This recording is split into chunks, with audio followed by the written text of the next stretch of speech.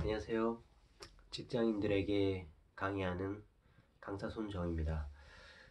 오늘은 윤호영의 방망이 깎던 노인이라는 수필집을 소개할까 합니다. 이 책을 소개하는 이유는 두 가지인데요. 첫째는 이 책 자체가 이제 수필이 잘 써진 수필이라서 한번 읽어보십사 하고 추천하는 거고요. 두 번째는 보시다시피 이 책이 좀 작잖아요. 이제 이런 책을 문고판이라 그래요. 이제 10cm, 15cm 정도 되는 책을 문고판이라고 하고, 이제 요거보다 조금 더 큰 거, 우리가 흔히 보는 책 있잖아요. 이제 15cm, 20cm 정도 되는 거, 그건 이제 국판이라고 하죠. 그게 국판이고, 요 문고판이 국판의 절반 정도 돼서 요거를 반국판이라고 하기도 해요.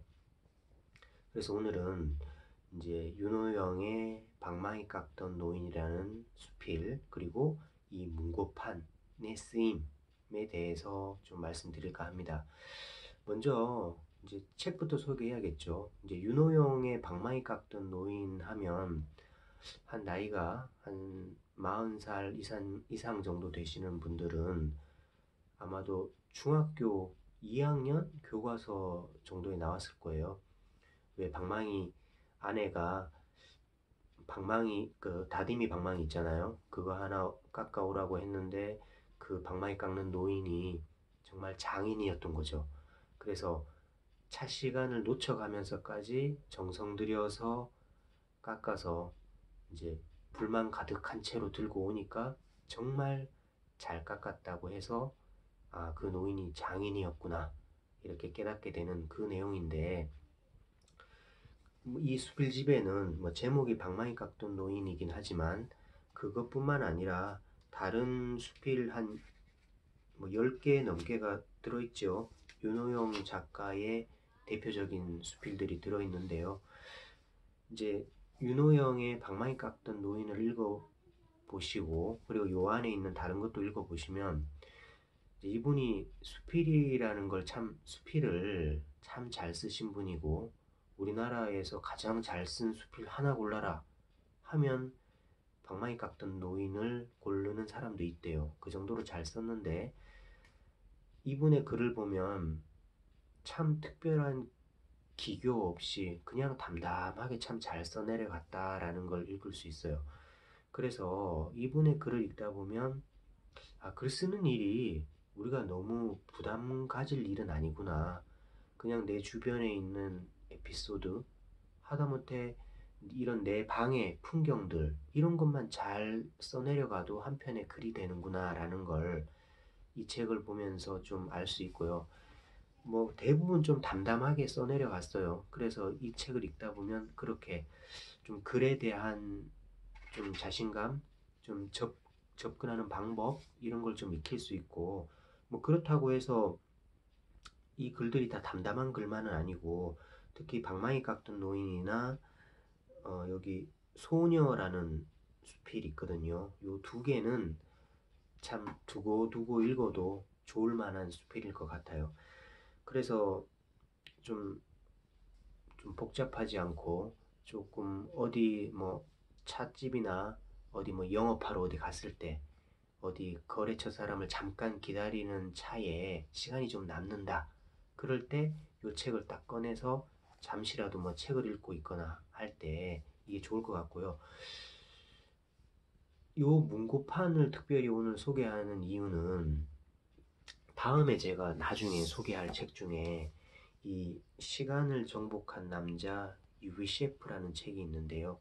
이 유비 셰프라는 사람은 러시아의 생물학자인데, 이제 이분은 아마 호모 사피엔스가 출현한 이래로 신이 인간에게 준 시간을 가장 잘 쓴, 자기에게 주어진 모든 시간을 쓰고 간 남자, 그 사람이라고 해도 될 것 같아요. 어, 생물학자인데요.